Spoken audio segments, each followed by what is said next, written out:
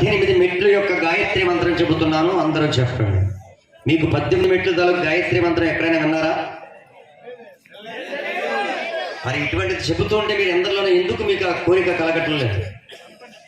ఉత్సాహం ఉద్వేగంగా రావాలి. చెప్పండి, ఒకరిద్దరిలో ఉంటే కదా, అందరిలోనూ సంపూర్ణమైనటువంటి ఫలితాన్ని అందించడం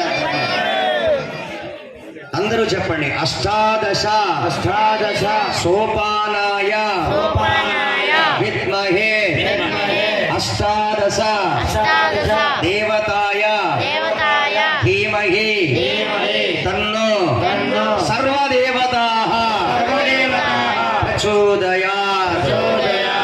ఆ అక్షరాలు అలాగే పట్టుకొని ఇంకా వేసేయకండి.